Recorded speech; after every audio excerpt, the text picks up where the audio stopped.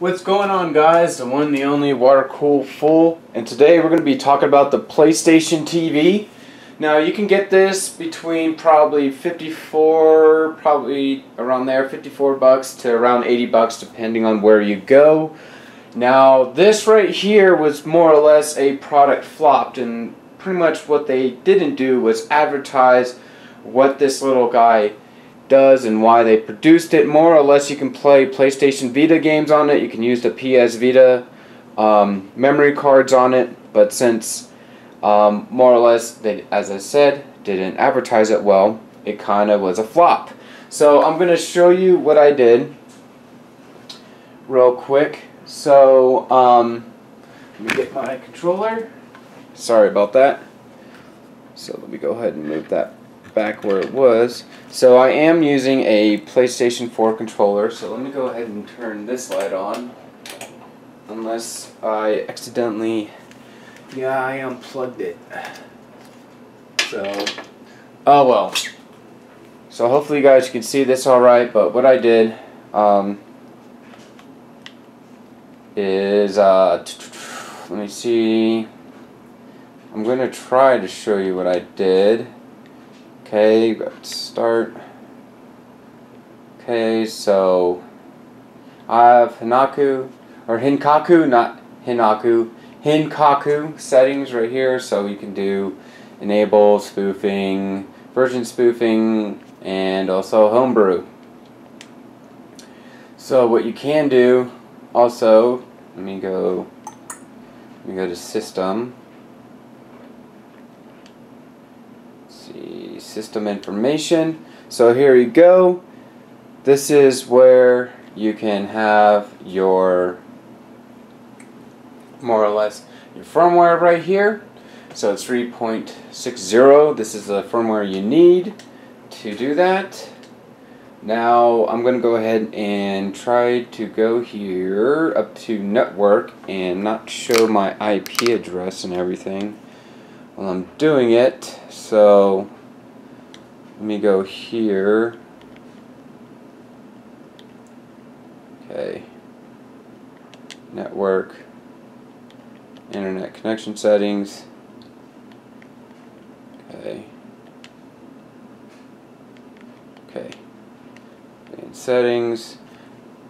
So this is what you want to do right here. If you see this IP address right there, the 212.47.229.76, this is what you can hook your PlayStation Vita or your PlayStation Vita to if you have a low firmware version, and this will allow you to download right away the 3.60 firmware, which is awesome. So I'm going to go turn this around so you guys can see. Sorry. Go back. Okay. So there we go. And how you close the page, if you're using a PlayStation Vita, it's going to be the circle button. So now what you can do is go here. So I installed Enzo on it. Of course, I have installed Adrenaline on it as well. I have Molecular Shell. Pretty much the primary things we need to get this guy right here, Enzo, installed right here. Then you need Vita Shell to do what I did in a second. So I bought a hard drive. This is a 2 terabyte hard drive. It's 96 bucks total with the hard drive and the enclosure. So what you can do with Vita Shell, you're gonna love this. Go here, hit start, and if you get a unformatted disk, make sure it is master boot record, not the other one that starts with a P. And you're gonna format it to exFAT. That's what is how the PSTV reads the format or whatever. If you do it any other format, it's not going to recognize it. You can do FAT32 or exFAT format, whether it be exFAT 2, 3, 4, etc. So you see here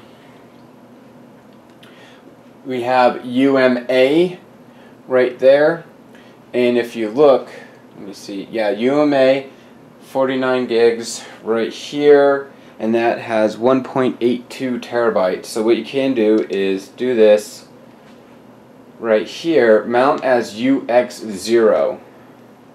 pretty much this is the main area where you're going to download your games that you have and everything. So we're going to go ahead and click OK.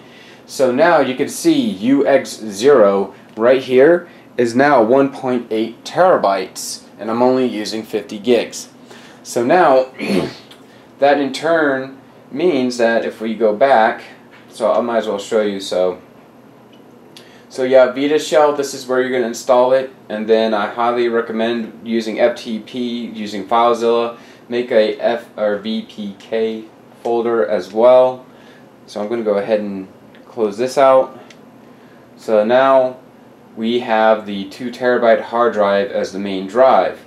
So what that means is that we can go to Adrenaline, and like I showed you before on the PSVita, PSVita has like a 256 gig memory card on it. So if we load this up, we go to here, and voila, we have the games here: Soul Trigger, Block Rock Shooter, God of War, Ghost of Sparta, then God of War, Chains of Olympus. We have Gran Turismo, Initial D, and Tekken 6. So these are games that instead of playing it on a handheld, if you're not traveling, you can play it on your TV. So how cool is that? So we can go back, and this pretty much has the exact same settings that you would on a PlayStation PSP. So yeah, it's pretty cool. And yeah, I don't go to the PlayStation Network, no reason to do it. So you have this, you have remote play, all that stuff. So we can go back. What you can do is hold the power button right here. When you hold that, then you have the Adrenaline settings. You can click on settings, and then from there, enter in standby mode, open official settings, PSP application if you want to exit, and exit the Adrenaline mode. So how you get over is by hitting the right trigger to change your settings if you want. And about. So graphics filtering, you can change that to bilinear, sharp bilinear, advanced, AA, LCD 3 times, and original. So, and then right here, it's basically saying, hey, not all graphics, I guess, upgrades that you want is not going to be taken in original mode. So, yeah. So I'm going to go ahead and change that to original.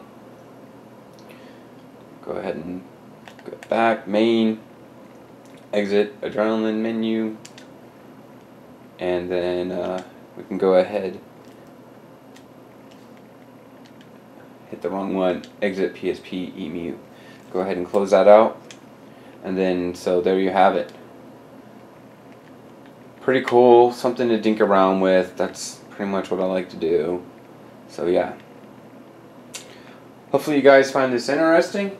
And as always, rate, comment, subscribe, click that like button. And you guys always have a great day now.